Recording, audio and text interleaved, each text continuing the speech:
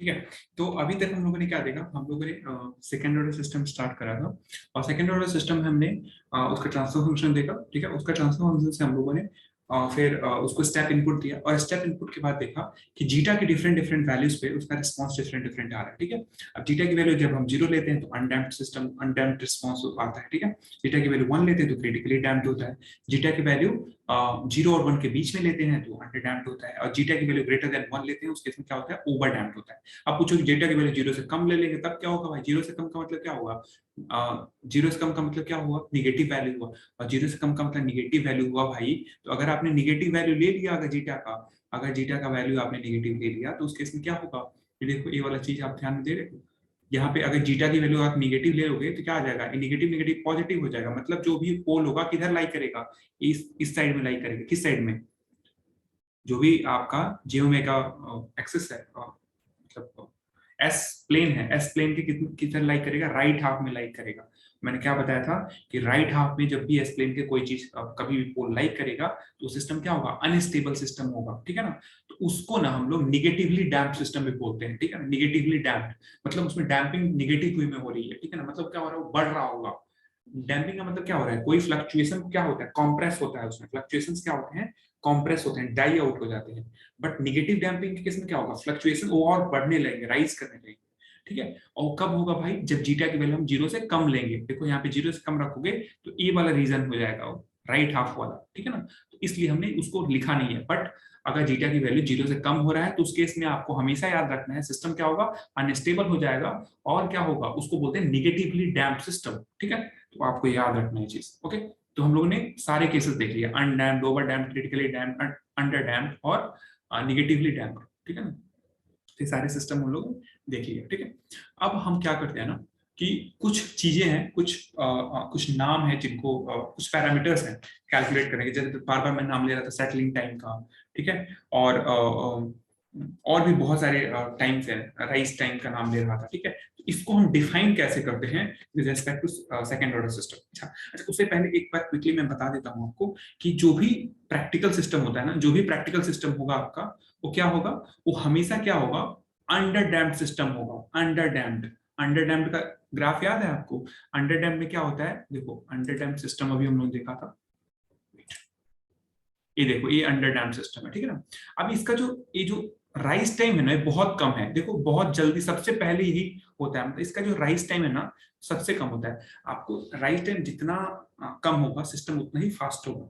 ठीक है ना, उतना ही फास्ट होगा। एक्चुअली टीएस से हम सिस्टम की फास्टनेस डिसाइड करते हैं, लेकिन इसमें क्या होता है ना, दोनों आपका मॉडरेट होता है, मतलब इसमें बहुत ज्यादा डिफरेंस नहीं है टीएस और उसमें, मतलब कंपैरेटिवली अदर के। ठीक है ना, तो हमेशा हम क्या फॉलो करते हैं? अंडर डैम्प्ड सिस्टम को लेते हैं। और प्रैक्टिकली जो जीटा की वैल्यू हम सेलेक्ट करते हैं ना, हम 0 और 1 के बीच में कुछ भी सेलेक्ट कर सकते हैं, लेकिन हम जो नॉर्मली जो प्रैक्टिकल सिस्टम के लिए जीटा सेलेक्ट करते हैं 0.4 से लेके और 0.7 के बीच में ही सेलेक्ट करते हैं। ठीक है ना, 0.4 से 0.7 प्रैक्टिकल सिस्टम का है। ठीक है ना, आइडियल तो हम इस रेंज में कुछ भी ले सकते हैं। अभी देखो, ये हमेशा 0.4 और 0.7 के बीच में है, इसका मतलब क्या हो रहा है? लाई कर रहा है इस रेंज में। ठीक है ना, तो हमेशा हम प्रैक्टिकल सिस्टम कौन सा लेते हैं? अंडर डैम्प्ड सिस्टम लेते हैं। ठीक है ना, अंडर डैम्प्ड सिस्टम क्या होता है? प्रैक्टिकल सिस्टम होता है, और इसमें जीटा की वैल्यू 0.4 से 0.7 के बीच में लेते हैं। ठीक है ना, तो ये हमारा एक बेसिक प्रैक्टिकल स्टफ है, तो इसलिए मैंने बता दिया आपको। ओके, तो ये सारा चीज हो गया। अब हम लोग क्या करेंगे ना कि हम लोग कुछ चीजें डिफाइन करेंगे, कुछ पैरामीटर्स डिफाइन करेंगे, जैसे राइज टाइम क्या होता है, डिले टाइम क्या होता है, इस सारा चीज हम लोग वन बाई वन करके डिफाइन करेंगे। ठीक है, तो स्टार्ट करते हैं। पहले हम लोग ग्राफ प्लॉट कर लेते हैं। ठीक है, हमने क्या बताया कि जो प्रैक्टिकल सिस्टम होता है वो क्या होता है? प्रैक्टिकल सिस्टम कोई भी वो होता है आपका अंडर डैम्प्ड सिस्टम। तो अंडर डैम्प्ड सिस्टम है ना, मैं एक बड़ा सा ग्राफ प्लॉट कर लेता हूँ उसके लिए। ठीक है, तो उसमें डिफाइन करना इजी हो जाएगा। ठीक है, मैं मार्क कर लेता हूँ यहाँ पे, सब सॉरी, इसको मैं मार्क कर लेता हूँ 1, एक लाइन खींच लेता हूँ, ये है 1 वाली लाइन। ठीक है, ये 1 वाली लाइन। ओके, मैं क्या कर रहा हूँ भाई? मैं सीटी कर रहा हूँ, सीटी ड्रॉ कर रहा हूँ, आउटपुट, और with respect to what? Time, मेरा टाइम एक्सेस है, ये मेरा है 0। तब हम जब इसको ड्रॉ करेंगे तो कैसे ड्रॉ होता है?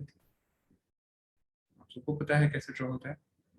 ये होता है, ऐसे जाएगा और पहले बहुत बड़ा हो, मतलब ऊपर तक जाएगा, फिर नीचे आएगा, फिर धीरे धीरे धीरे धीरे ऐसे करते हुए ऐसे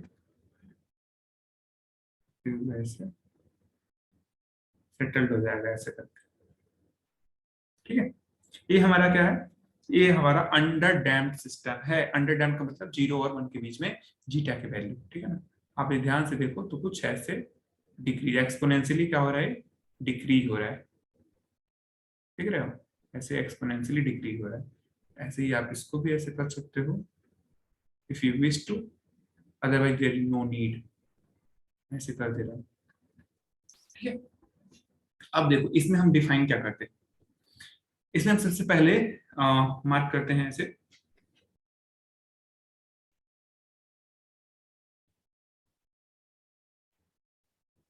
देखो सबसे पहले सबसे मैक्सिमम वैल्यू कहाँ जा रहा है, सबसे मैक्सिमम वैल्यू कहाँ तक जा रहा है, देखो ध्यान से। ये जा रहा है यहाँ पे मैक्सिमम हो रहा है, ये 0 से जा रहा है, ये 1 को क्रॉस कर रहा है, और मैक्सिमम वैल्यू कहाँ जा रहा है, यहाँ पे इस पॉइंट पे मैक्सिमम जा रहा है। तो इस पॉइंट पे ना, इस पॉइंट के कॉरेस्पॉन्डिंग जो टाइम, इस पॉइंट को जो पहले सबसे पहले क्या बोलेंगे, ये जो मैक्सिमम वैल्यू जा रहा है ना यहाँ पे, ये वाला चीज, ठीक है, इसको बोलते हैं हम लोग एम पी। इसको क्या बोलते हैं, यहाँ पे मैं लिख देता हूँ एम पी। अभी हम देखेंगे इसका एम पी का मतलब क्या है। इसको बोलते हैं हम लोग एम पी, ठीक है ना। ये चीज हो गया एम, इसको ब्रैकेट में लिखने की कोई जरूरत नहीं है, एमपी सिंपल लिखो, ठीक है ना। ये हो गया हमारा एमपी, ठीक है, ओके। और दूसरा चीज में मार्क करते हैं हम लोग,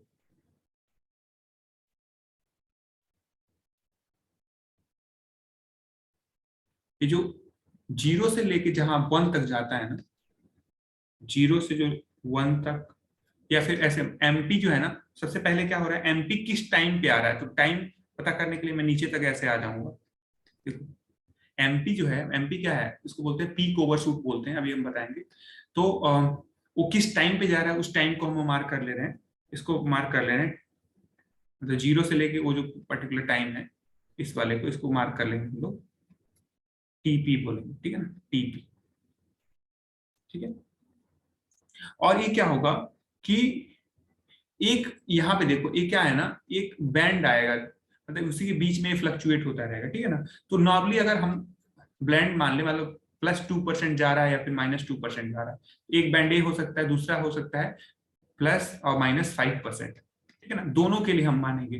ठीक है, तो जो एक एक एक टर्म डिफाइन होता है, सेटलिंग टाइम जो डिफाइन होता है ना, वो +2% पे भी डिफाइन होता है और +-5% से भी डिफाइन होता है। मतलब क्या है कि जैसे मान लो कि फाइनल वैल्यू है आपका 1, ठीक है ना, मतलब मैक्सिमम वैल्यू है, जो भी आपका स्टेडी स्टेट वैल्यू है, सपोज करा 1 है, तो 1 में क्या है कि 2% प्लस माइनस अगर मतलब जिस जिस टाइम इंस्टेंट पे अगर आपका 1 का +-2% तक वेरिएशन रहता है, तो उसको हम सेटलिंग टाइम कहते हैं। एक तो ये डेफिनेशन सेटलिंग टाइम का, दूसरा डेफिनेशन है +-5%। तो बताता है, जैसे आपसे कोई पूछेगा what is settling time of this system, तो बोलेगा कि आपका जो टॉलरेंस है ना, वो +-2% है, तो +-2% के लिए अलग सेटलिंग टाइम होता है और +-5% के लिए अलग होता है। तो बेसिकली हम क्या करेंगे, सेटलिंग टाइम को जब डिफाइन करेंगे ना, तो +-2% के लिए डिफाइन करेंगे और +-5% के लिए डिफाइन करेंगे, ठीक है। तो सबसे पहले हम जो स्टार्ट करते हैं ना, अब 1 बाय 1 स्टार्ट करते हैं। सबसे पहले स्टार्ट करते हैं डीले टाइम, कि डीले टाइम का डेफिनेशन क्या होता है, क्या होता है डीले टाइम बेसिकली, ठीक है ना। तो डीले टाइम, ठीक है, अब डीले टाइम क्या होता है, देखो इसको रिप्रेजेंट कैसे करते हैं, टीडी से करते हैं, टीडी, ठीक है, स्मॉल में टी, स्मॉल में टी, ठीक है। अब ये डिफाइन कैसे करते हैं, किस पेन से लिखूं, ग्रीन से लिखूं, चलो लिखता हूँ ग्रीन से, ठीक है। तो ये इसको हम कैसे डिफाइन करते हैं, it is the time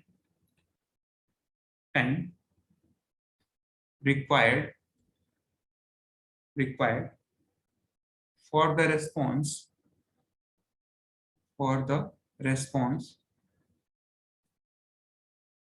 to rise from, अच्छा रेस्पॉन्स का मतलब क्या है, सीटी को हम रेस्पॉन्स बोल रहे हैं, ठीक है ना। To rise from 0 to 50%, 0 to 50% of the final value of the final value is called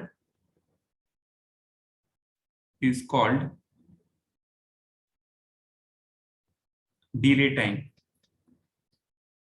delay time called as भी लिख सकते हो, ऐसे लिख दे रहा हूँ कॉल्ड डिले टाइम, ठीक है ना। मतलब क्या है देखो, मतलब डिले टाइम को हम कैसे डिफाइन करते हैं भाई, कि जब आपका रेस्पॉन्स 0 से लेके 50% तक, किसका, फाइनल वैल्यू का। अब देखो फाइनल वैल्यू क्या है, 1 है, तो 1 का 50% कितना हुआ, 1 का 50% हुआ 1.5, ये है 0.5, ठीक है ना। अब यहां से लेकर देखो ध्यान से, मैं 0.5 मार्क कर लिया इस पे, देखो ध्यान से 0.5 मार्क कर लिया। अब इसके पैरेलल में लाइन खींचूंगा तो यहाँ पे इंटरसेक्ट करेगा। यहां तक जाने में जितना टाइम लगा ना, जहां यहां तक जाने में जितना टाइम लगा, उसको हम लोग क्या बोलेंगे, ये वाला जो टाइम है देखो, यहां से लेके यहाँ वाला टाइम जो है, इसको क्या बोलेंगे हम लोग, इसको बोलेंगे डिले टाइम, टीडी, ठीक है। तो टीडी क्या है, 0.5 में क्यों लिया, 0.5 मैंने इसलिए लिया क्योंकि डिफाइन ही ऐसे होता है, ठीक है ना। टीडी क्या है, it is a time required for the response to rise from 0 to 50% of the final value. तो आपको पता है फाइनल वैल्यू क्या होना है इसका, 1 होना है, 1 पे ही जाके सेटल होना है इसको। तो जब फाइनल वैल्यू 1 है, तो 1 का 50% कितना हुआ, 0.5 हुआ, आधा हुआ। तो आधा मतलब 0 से लेके जो भी रेस्पॉन्स है आपका, सीटी की वैल्यू 0 से लेके 0.5 तक जाने में, सीटी क्या है आपका, ये वाला लाइन है, 0 से लेके 0.5 तक जाने में जितना भी टाइम लगता है उसको क्या बोलते हैं हम लोग, डिले टाइम बोलते हैं, टीडी, ठीक है। और एक कैलकुलेट कैसे होता है, इसका डेरिवेशन आपके सिलेबस में नहीं है, तो मैं डायरेक्ट फॉर्मूला लिख दे रहा हूँ, ठीक है ना। एक कैलकुलेट कैसे होता है, टीडी जो है ना, इक्वल होता है 1 plus 0.7 zeta divided by omega n, ठीक है। इसको आराम से आप डिराइव भी कर सकते हो, बट आपके सिलेबस में नहीं, इसलिए मैं कर नहीं रहा हूँ, क्योंकि मैथमेटिकल ज्यादा हो जाएगा, फिर आप लोग कहोगे कि सिलेबस में तो है नहीं, ठीक है। तो इसको आपको याद कर लेना, ठीक है। ये कैसे आया होगा, ये आप सोच के देखो, ये आया होगा, ये जो हमको इसका ये जो पूरा जो सिस्टम है, इसका हमको इक्वेशन पता है। और मैं क्या करूंगा उसमें ना, रखूंगा सीटी की वैल्यू कितनी रख दूंगा, सीटी की वैल्यू रख दूंगा 0.5, और देखूंगा कि उस वैल्यू के लिए हमारा टाइम का वैल्यू कितना लग रहा है, उस वैल्यू को लाने के लिए, तो टाइम का वैल्यू इतना लग रहा होगा, ठीक है ना। तो वहां से कैलकुलेशन आया है, ठीक है, कि T D equal to 1 plus 0.7 zeta upon omega n. इसको याद करना है कि नहीं, करना है, डेफिनेटली करना है, एग्जाम में आएगा, लिखा हुआ सिलेबस, ठीक है। तो ये पूरा याद करना है, ठीक है, डायग्राम बना के एक्सप्लेन भी करना है, याद भी करना है, ठीक है। तो डिले टाइम हम लोग डिफाइन करेंगे। नेक्स्ट हम लोग का है राइज टाइम। नेक्स्ट क्या है, rise time.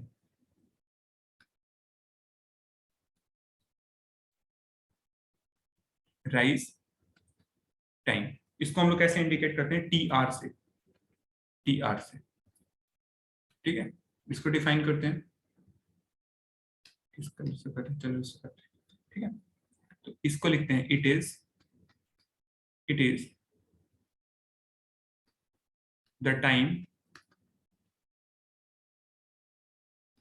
required for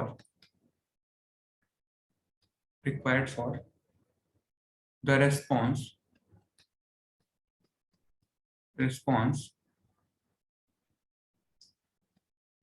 to rise from 0 to 100%, 0 to 100% of its final value, of its final value for underdamped system। देखो ये जो राइज टाइम है ना, ये 3 कैटेगरी में हम डिफाइन करते हैं, ठीक है ना। राइज टाइम का मतलब, अगर हमारा अंडर डैम्प सिस्टम है तो हम राइज टाइम किसको बोलेंगे, जब हमारा रेस्पॉन्स 0 से 100% पहुंच जाए, तो जितने टाइम में, ठीक है, 0 से लेके 100% पहुंचने में कितना टाइम लगेगा, उस किस सिस्टम के लिए, अंडर डैम्प सिस्टम के लिए, तो उसको बोलेंगे राइज टाइम। दूसरा क्या है, कि अगर हमारा रेस्पॉन्स 5% से, ठीक है ना, 5 टू, ऐसे लिखते हैं, 5 to 95% of the final value, ऐसे ऑफ फाइनल वैल्यू तो आपको पता ही है, ऐसे लिखते हैं 5 टू इतना, फॉर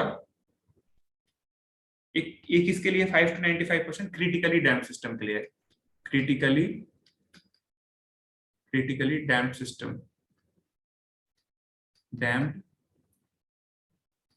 ठीक है ना। तो 5 to 95% क्रिटिकली डैम्प सिस्टम के लिए, और एक और हम डिफाइन करते हैं, 10 to 90%, 10 to 90%।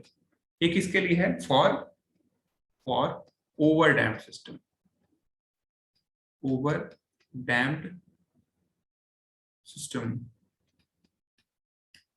ठीक है। इसको क्या बोलते हैं हम लोग? इसको बोलते हैं हम लोग राइज टाइम, ठीक है ना। मतलब क्या है राइज टाइम को? जो टीआर है ना, टीआर का कैसे कैसे डिफाइन है? एक है 0 से लेके 100% तक, 100% तक, और फाइनल वैल्यू, ठीक है ना। तो फाइनल वैल्यू क्या होता है? 1 होता है। मतलब 0 से लेके 1 तक जाने में जितना टाइम लगेगा उसको टीआर बोलेंगे। लेकिन ये किसके लिए डिफाइन है? ये जो हम डेफिनेशन बोल रहे हैं ये किसके लिए है?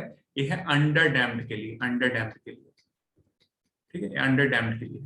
दूसरा डेफिनेशन क्या है? 5% से लेके 95% तक, ठीक है, ठीक है। एक किसके लिए डिफाइन है?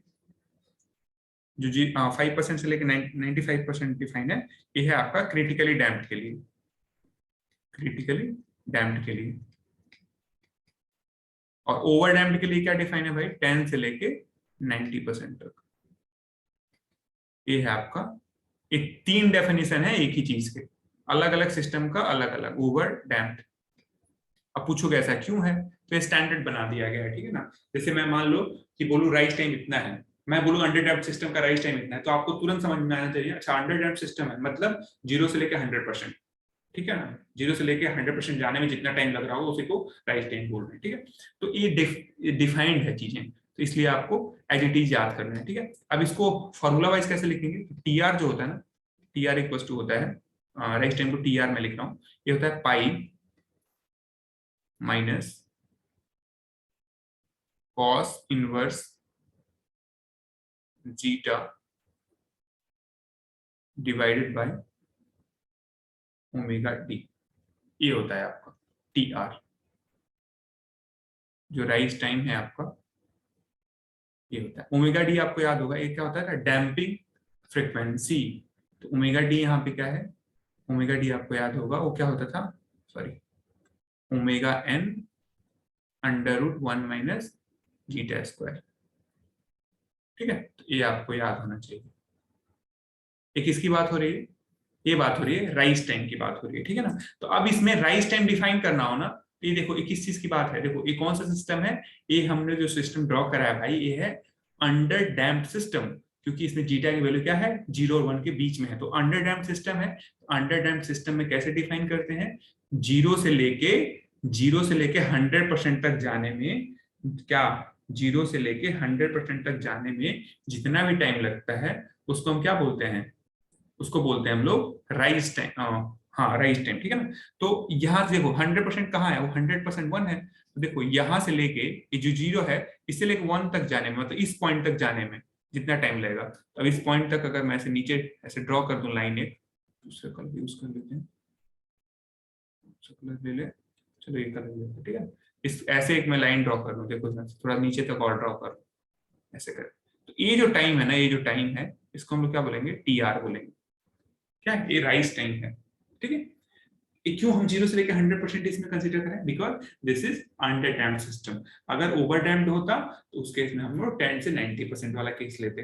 क्रिटिकली डैम्प्ड होता तो 5% से लेकर 95% वाला केस लेते, ठीक है। तो depending upon the type of response हम उसमें डिसाइड करते हैं कि क्या है, ठीक है। तो हमारा ये राइज टाइम का डेफिनेशन हो गया, ठीक है। अब नेक्स्ट हमारा डेफिनेशन है वो है, नेक्स्ट पेज पे स्टार्ट करते हैं। नेक्स्ट डेफिनेशन है हमारा, क्या डिफाइन कर लेते हैं? चलो पीक टाइम डिफाइन कर लेते हैं। Peak time, peak time, peak time को डिफाइन करते हैं हम लोग टीपी से, टीपी, ठीक है। अब पीक टाइम होता क्या है? तो it is the time required, it is the time required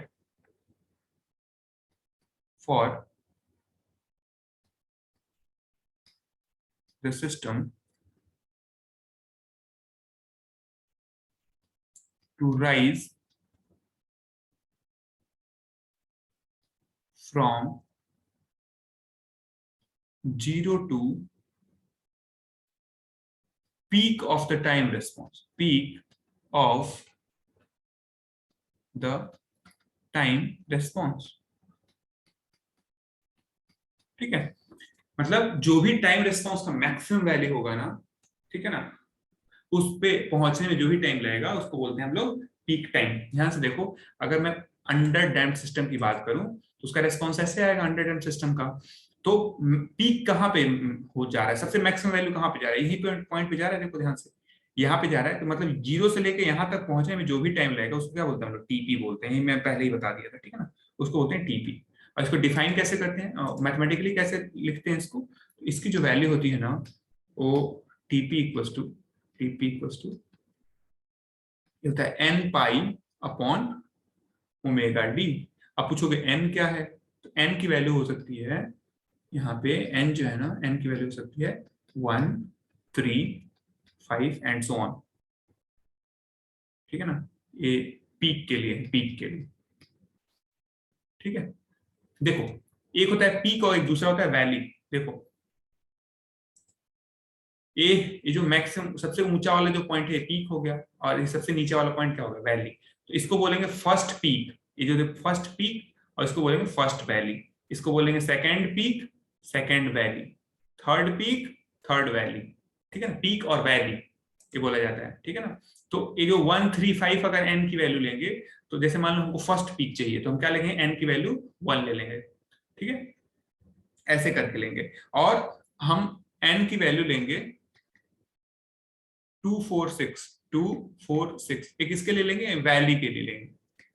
ठीक है ना, वैली। ठीक है, पीक का मतलब क्या होता है, पीक का मतलब ये वाला पॉइंट होता है, ये वाला पॉइंट। ठीक है, और वैली का मतलब क्या होता है, नीचे वाला पॉइंट, ये वाला। ठीक है, तो डिपेंडिंग अपॉन दिस, अब जैसे मैं पूछूं फर्स्ट पीक क्या होगा, इसी में पूछूं फर्स्ट पीक के लिए, फर्स्ट पीक के लिए टीपी क्या होगा, तो हो जाएगा pi upon omega d, pi upon omega d हो जाएगा। ठीक है, ऐसे ही for second peak, for second peak, तो टीपी की जो वैल्यू होगी ना, ध्यान रखो, अब सेकेंड पीक कहाँ आएगा, फर्स्ट पीक तो यहाँ आ गया, सेकेंड पीक 3 पे आएगा, n इक्वल टू 3 पे, तो हो जाएगा 3 पाई बाई ओमेगा डी। यही इसमें थोड़ा सा देखने वाली बात है। ठीक है, अब मैं पूछूं आपसे कि फर्स्ट वैली कहाँ होगा, फर्स्ट वैली कहाँ होगा। ठीक है, तो फर्स्ट वैली कहाँ होगा, देखो वो आपका फर्स्ट वैली के लिए जो टीपी की वैल्यू होगी, फर्स्ट वैली स्टार्ट कहाँ से हो रहा है, 2 से हो रहा है, तो हो जाएगा 2 पाई अपॉन ओमेगा डी। पूछो सेकेंड वैली कहाँ होगा, सेकेंड वैली कहाँ होगा, तो टीपी इक्वल टू सेकेंड कहाँ पे आ रहा है, 4, तो 4 pi divide by omega D. याद होगा आपको, ओमेगा डी क्या है, डैम्पिंग फ्रीक्वेंसी है, जिसकी वैल्यू क्या है, omega n 1 minus under root zeta square. ठीक है, ये चीज आपको याद रखना है। इसको क्या बोलते हैं हम लोग, इसको बोलते हैं पीक टाइम। तो आई थिंक आपको समझ में आ गया कि पीक टाइम क्या होता है। आपको ये चीज याद रखना है, पीक वैल्यू क्या होता है, वैली वैल्यू क्या होता है, ये है। ठीक है ना, मैंने आपको बता दिया है। नेक्स्ट नेक्स्ट आता है हमारा पीक ओवरशूट। नेक्स्ट हम डिफाइन करते हैं पीक ओवरशूट। इसको हम डिनोट करते हैं एमपी से, कैपिटल एम स्मॉल पी। ठीक है, अभी क्या होता है ये देख लेते हैं। Now it is the difference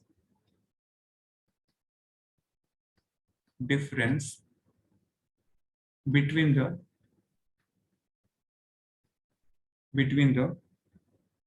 time response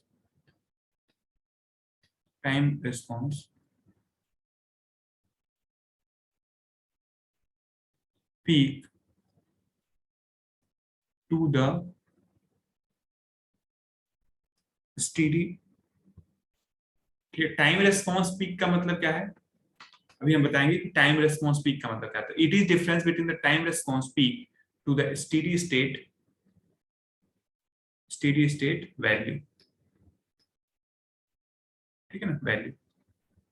अगर इसको हमको डिफाइन करना हो तो एमपी डिफाइन कैसे करते हैं मैथमेटिकली, एमपी होता है, इसको डिफाइन करते हैं हम लोग। ठीक है, याद होगा हम लोग जो रेस्पॉन्स होता है उसको कैसे रिप्रेजेंट करते हैं, सीटी से रिप्रेजेंट करते हैं। तो टी इक्वल टू टीपी पे हमारा क्या हो जाएगा, पीक होगा पहला, मैं इसको लिखूंगा t इक्वल टू टीपी, मतलब सी टी पी माइनस सी इन्फिनिटी। सी इन्फिनिटी का मतलब क्या होता है, सी इन्फिनिटी का मतलब स्टेडी स्टेट रेस्पॉन्स, ठीक है। एक टीपी का मतलब क्या है, देखो यहाँ पे अगर हम ये ध्यान से देखो, ये जो रेस्पॉन्स देखो, सबसे पहले रेस्पॉन्स देखो आप कि हम कैसे डिफाइन करते हैं, किस चीज को हम लोग डिफाइन करना है, हमको डिफाइन करना है पीक ओवरशूट को, ठीक है ना, पीक ओवरशूट को डिफाइन करना है।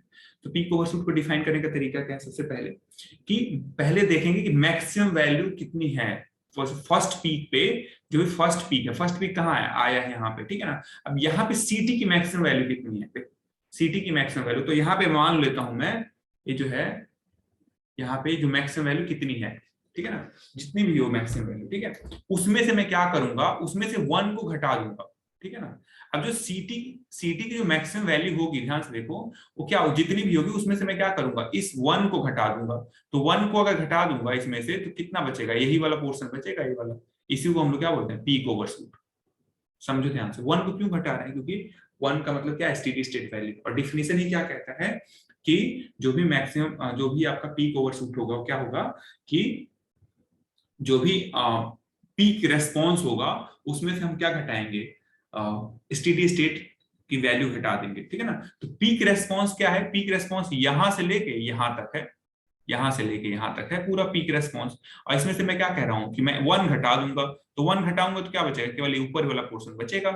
इसी को हम लोग क्या बोलते हैं, पीक ओवरशूट, ठीक है। अब इसमें ना, ये तो हमारा हो गया पीक ओवरशूट का डेफिनेशन। इसी का परसेंटेज में निकालते हैं कि परसेंटेज पीक ओवरशूट क्या होता है, परसेंटेज एमपी को कैसे डिफाइन करते हैं। ये डिफाइन होता है आपका C TP minus C infinity divided by C infinity. Percentage निकालना है तो इनटू 100, ठीक है, इतना परसेंट आ जाएगा, ठीक है। तो मैं परसेंटेज में पीक ओवरशूट पूछूंगा तो कैसे निकलेगा, C TP minus C infinity divided by C infinity. यहाँ पे सी इंफिनिटी क्या है, देखो सी इंफिनिटी आपको याद होना चाहिए, ये होना चाहिए, ये क्या है आपका steady state value, steady state value of सीटी, ठीक है ना। तो ये आपको कंफर्म होना चाहिए, ठीक है, एमपी की वैल्यू। तो एमपी की वैल्यू ये हो गया। अब एक चीज देखो आप, इसको हम ना, अगर हमको परसेंटेज एमपी लिखना हो, ऐसे परसेंटेज एमपी लिखना हो, ठीक है, तो एक चीज देखो, इसको हम क्या लिख सकते हैं, इसको ऐसा लिख सकते हैं क्या, C TP divide by C infinite minus C infinite, sorry C infinite divide by C infinite, ठीक है, और टोटल का 100 इंटू 100 लिख सकते हैं ना। मैंने बस अलग कर दिया है दोनों, ठीक है, इतना लिख सकते हैं। अब इसको हम फर्दर क्या लिख सकते हैं, देखो सी टीपी लिख सकते हैं। और सी इंफिनिटी की वैल्यू क्या है, आपको याद होगा, सी इंफिनिटी की वैल्यू इस केस में क्या हो रहा है, अगर हम स्टेप रेस्पॉन्स ले रहे हैं तो सी इंफिनिटी क्या हो रहा था, 1 हो जा रहा था, तो ये हो जाएगा 1, और माइनस क्या हो जाएगा 1 और इंटू 100%, ठीक है। इसको फर्दर लिखना हो तो क्या लिख सकते हैं, परसेंटेज में एमपी, क्या है, परसेंटेज में पीक ओवरशूट है, परसेंटेज एमपी का मतलब क्या है, परसेंटेज पीक ओवरशूट है, तो इसको क्या लिखते हैं, सीटीपी माइनस 1 इंटू 100, ये परसेंटेज में इतना है, ठीक है। तो ये भी फॉर्मूला है, बहुत इस पे क्वेश्चंस आते हैं, ठीक है। आपको इसका इंपॉर्टेंस मे भी अभी नहीं समझ में आ रहा, बट आगे समझ में आएगा, ठीक है। Again I am telling you it's very important for examination because it is there in your syllabus, directly आपके सिलेबस में लिखा हुआ है, ठीक है, तो उसके लिए बहुत इंपॉर्टेंट है, ठीक है। तो ये आपका है एक तरीका, अगर आपको सीटीपी निकालना आता है तो, ठीक है। अगर मैं इसी चीज को मैथमेटिकली और रिप्रेजेंट करना चाहूँ फॉर्मूला वाइज, तो क्या हो जाएगा, इसमें तो सीटीपी के फॉर्म में दिया हुआ है, इसी को मैं फॉर्मूला वाइज लिखना चाहूँ तो ये हो जाएगा e to the power minus omega, sorry pi zeta n divided by under root 1 minus zeta square और इनटू 100। अभी इसको क्या, कहां से आया, कैसे आया, तो वही तरीका वही है जो मैंने बताया था, जो हम लोग सीटी का इक्वेशन ड्रॉ किए लिखे थे ना, उसी में हम डिफरेंट डिफरेंट वैल्यू रख के निकालेंगे उसको, ठीक है, तो यही आएगा, ठीक है। तो वो आपके सिलेबस में है नहीं, इसलिए मैं जा नहीं रहा हूँ उसमें, ठीक है, क्योंकि पूरा मैथमेटिक्स है, तो मतलब नॉर्मल एल्जेब्रा है, ठीक है, लेकिन उसको भी करने में थोड़ा सा आपको टाइम लगेगा, तो आपको करना नहीं, एग्जाम में है नहीं, इसलिए मैं नहीं जा रहा हूँ, ठीक है। दो, आपको अगर इंटरेस्ट होगा तो देख लेना, इसका डेरिवेशन बीटेक में है, ठीक है, बट डिप्लोमा में नहीं है। मैं देखो डिप्लोमा से ज्यादा कुछ बता नहीं रहा हूँ तुमको, ठीक है। मैं बीटेक का कोई भी चीज टच नहीं किया हूँ, वैसे एचटीज छोड़ दी हूँ, ठीक। तो डिप्लोमा के लिए बस फॉर्मूला ये है, फॉर्मूला आपको याद होना चाहिए। तो ये यही है, ठीक है ना, pi zeta n divided by under root 1 minus zeta square, ठीक है। आपको याद होगा फर्स्ट पीक के लिए, फॉर फर्स्ट पीक एन की वैल्यू क्या ले रहे थे हम लोग, 1 ले रहे थे, याद होगा। सेकेंड पीक के लिए एन की वैल्यू क्या थी, 3 थी, याद होना चाहिए आपको, ठीक है ना। अभी हम लोग ने देखा था। तो फर्स्ट पीक के लिए परसेंटेज एमपी क्या हो जाएगा, हो जाएगा e to the power minus pi zeta divided by under root 1 minus zeta square into 100%, ठीक है ना। तो ये आपका आ गया फर्स्ट पीक के लिए, ठीक है। ऐसे सेकंड पीक के लिए क्या हो जाएगा, 3 एन के जगह पे 3 होगा, थर्ड पीक के लिए 5 हो जाएगा, ठीक है ना। ऐसे वैल्यू क्या भी निकाल सकते हो आप। तो ये पीक के हो गए। अभी हम लोग क्या निकाले, percentage peak over suit. Formula क्या है, फॉर्मूला ये है, ये बहुत इंपॉर्टेंट फॉर्मूला है, ये वाला फॉर्मूला, ठीक है। 1 2 3 4 5, 5 6 और स्टार लगा दें, ठीक है। तो 5 स्टार है, ओके। इससे बहुत सारे क्वेश्चंस बनते हैं, ओके। अगर क्वेश्चन नहीं भी बनते हैं तो आपको एग्जाम के लिए सारे फॉर्मूले, जितने जितने डेफिनेशंस हैं, सारे डेफिनेशंस याद होने चाहिए, हिंदी इंग्लिश जिसमें हो। ये जो बीच में डिफाइन जैसे किया गया है, इसको छोड़ना नहीं है, नहीं तो नंबर नहीं मिलेगा, ठीक है। एक बार दो बार जितना प्रैक्टिस से आएगा ये कर लेना, ठीक है। तो ये हमारा हो गया पीक ओवरशूट के बारे में, ठीक है। नेक्स्ट हमारा टाइम वो है, उसको बोलते हैं सेटलिंग टाइम। इसके बारे में बहुत डिस्कशन हो रहा था, तो हम स्टार्ट कर रहे हैं। Next is settling time, settling time, ठीक है। अब सेटलिंग टाइम को हम लोग इंडिकेट करते हैं टीएस से,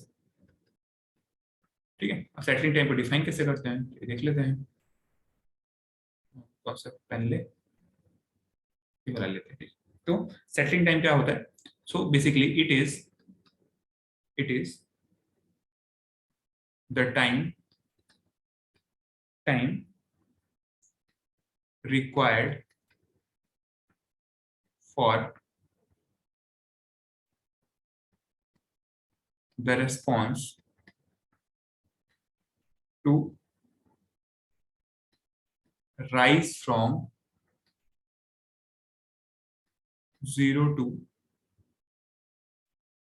a specified tolerance level। अब इसका मतलब हम बताते हैं क्या है, टॉलरेंस बैंड या फिर लेवल, जो भी हो, टॉलरेंस लेवल बैंड, ठीक है।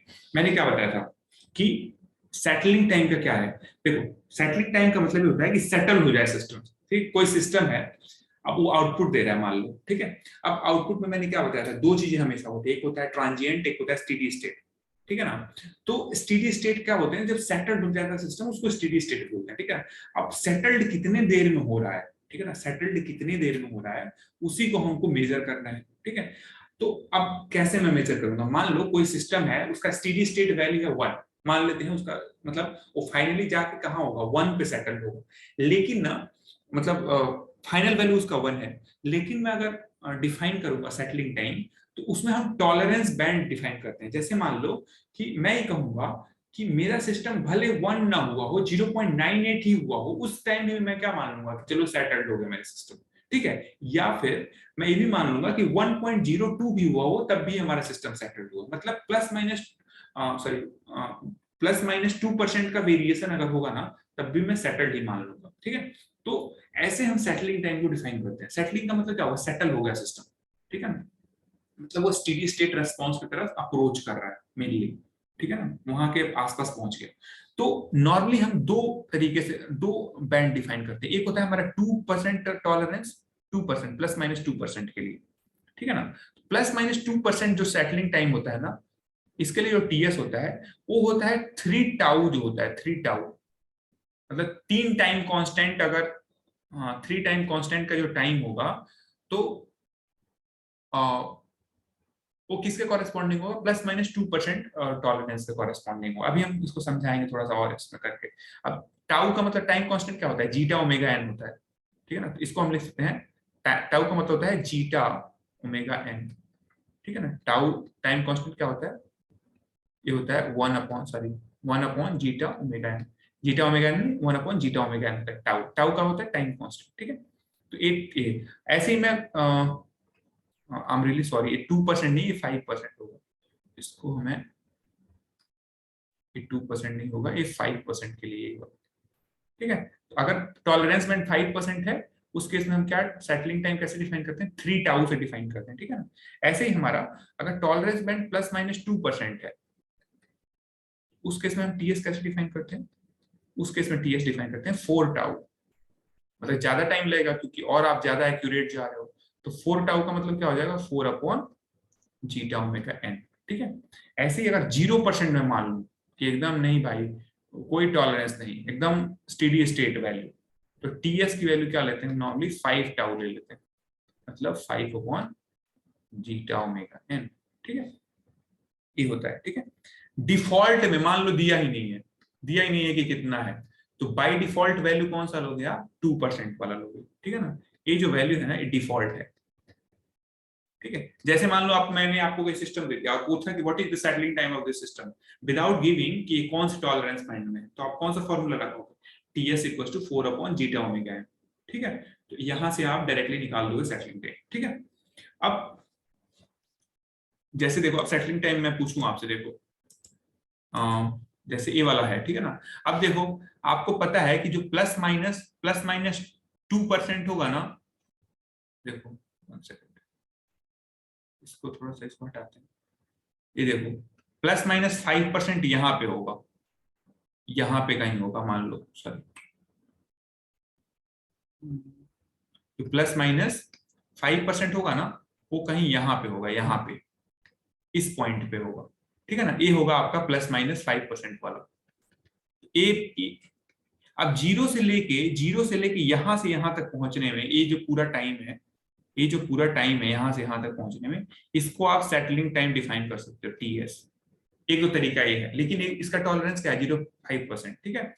लेकिन अगर मैं 0 to मतलब +-2% दूंगा, तो ए टाइम कहां तक होना चाहिए, ए टाइम यहां तक होगा, ऐसे। तो उस केस में आप कैसे डिफाइन करोगे, ये पूरा जो होगा ना, यहां से यहां तक, यहां से लेके यहां तक, ठीक है ना, ये भी सेटलिंग टाइम ही होगा।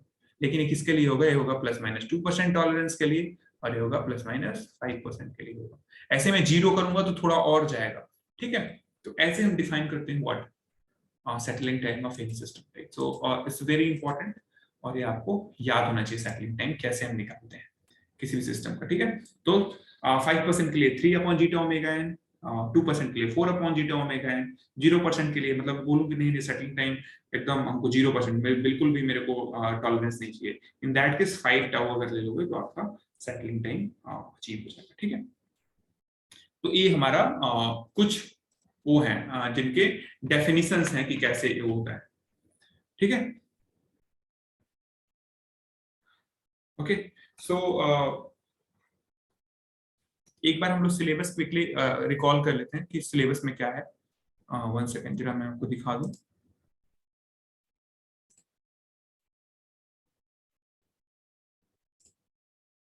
ठीक है। तो ये हमारा सिलेबस है, ठीक है। तो देखो, हम लोगों ने time domain, time response of first order system पूरा देख लिया, unit first order system unit step input पे, ठीक है। फिर second order system unit step input पे देख लिया। फिर हमने डिले टाइम देख लिया, राइज टाइम देख लिया, सेटलिंग टाइम देख लिया, स्टेडी स्टेट एरर देख लिया है, मैक्सिमम ओवरशूट देख लिया है, डैम्पिंग रेशियो देख लिया, ठीक है ना। डैम्पिंग रेशियो जीटा होता है, ठीक है ना। अच्छा, डैम्पिंग रेशियो को भी अभी एक बार और डिफाइन कर देंगे कैसे होता है। ओवर डैम्प सिस्टम देख लिया हम लोगों ने, अंडर डैम्प देख लिया, क्रिटिकली डैम्प देख लिया, अनडैम्प देख लिया, ठीक है ना। Basic idea, no derivation and pole zero representation, ये इंपॉर्टेंट है। जो हम लोगों ने अभी पोल जीरो बनाया था, वो बहुत इंपॉर्टेंट है एग्जाम के लिए। नेचर ऑफ ट्रांजिट रिस्पांस, ठीक है ना, कि कैसे ट्रांजिट नहीं है, गलत लिखा है जिसने सिलेबस बनाया, ठीक है, ट्रांजिएंट होगा, ठीक है, ट्रांजिएंट रिस्पांस। फिर डैम्पिंग रेशन, रेशन नहीं है, ठीक है ना, डैम्पिंग डैम्पिंग रिलेशन होना चाहिए एनीवेज, ठीक है ना। तो ये ट्रांजिएंट और ये सारे सिस्टम में जो भी रिलेशनशिप है, ठीक है ना, उसको रिप्रेजेंट करने के लिए, ठीक है। तो हम लोग का 4th यूनिट ओवर हो गया। बस एक चीज हम लोग क्विकली देख लेते हैं, और वो है हमारा डैम्पिंग रेशियो, ठीक है ना, कि डैम्पिंग रेशियो इसका नाम क्यों पड़ा, तो हम लोग डैम्पिंग रेशियो के बारे में देख लेते हैं। What is damping ratio?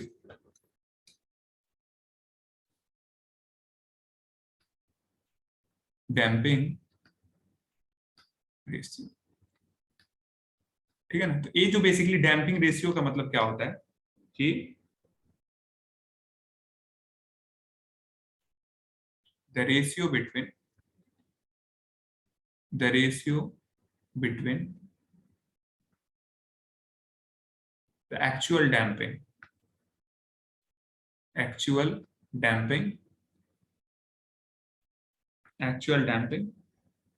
and critical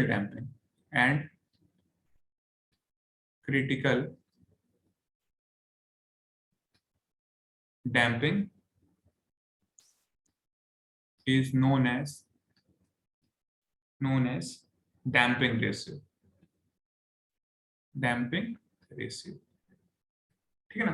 तो जो डैम्पिंग रेशियो है कैसे डिफाइन करेंगे हम लोग? डैम्पिंग रेशियो को कैसे डिफाइन करेंगे कि आपका एक्चुअल डैम्पिंग,